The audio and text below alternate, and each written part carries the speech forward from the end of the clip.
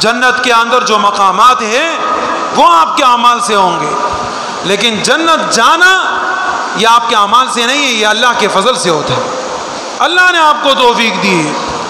دنیا کے اندر سب سے بڑا بدبخت انسان، سب سے بڑا بیکار آدمی، سب سے ذلیل انسان وہ انسان ہے جس سے اللہ پاک نے سجدے کی توفیق چھین لی ہے۔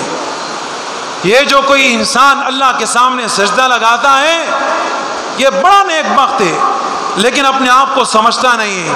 آپ کی بڑی طاقت ہے، آپ کی بڑی قوت ہے، آپ نے اگر گناہ کیا بھی، آپ اپنے گناہ کی وجہ سے اگر جہنم میں چلے بھی جائے تو تب بھی اللہ رب العزت آپ کو فوراً نکالیں گے۔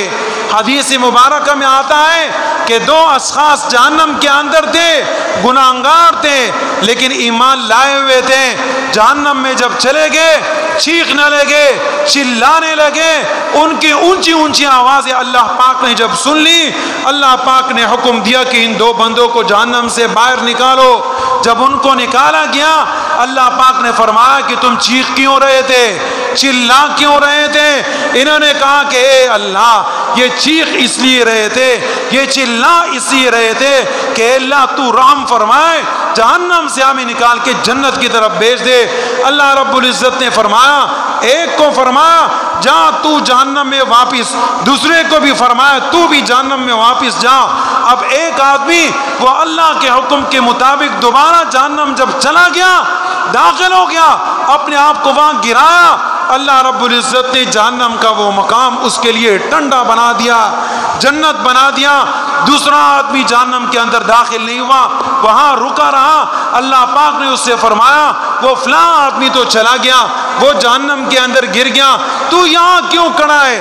اس نے کہا کہ اے اللہ ان وعد اللہ حقا، اللہ پاک کا وعدہ برحق ہے۔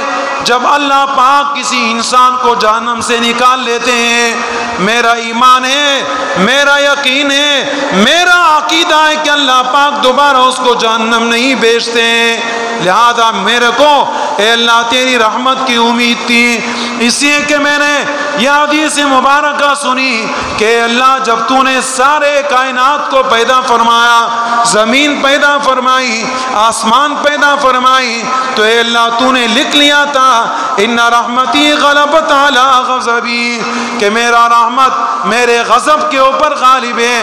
اے اللہ ہم امید کرتے ہیں آپ مہربانی کا معاملہ فرمائیں گے۔ اللہ رب العزت نے فرمایا کہ چلے میں نے آپ لوگ کو بخش دیا، اب آپ بتائیں جہنم سے نکالنا، بخشش کرنا، جنت کی طرف بھیجنا، جہنم میں داخل ہونا، یہ کس کے حکم سے ہوتا ہے؟ یہ اللہ کے حکم سے، اللہ کی مرضی ہے۔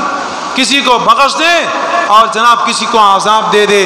میرے بھائیوں، اللہ پاک نے ہمیں اور آپ کو موقع عطا فرمایا ہے۔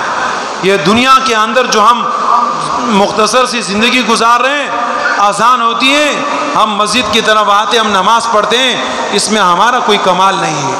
اس لیے نماز پڑھنے کے بعد استغفار پڑھا کرو، استغفار پڑھا کرو کہ اے اللہ ایسا نہ ہو میرے اندر تکبر پیدا ہو جائے، ریاکاری پیدا ہو جائے۔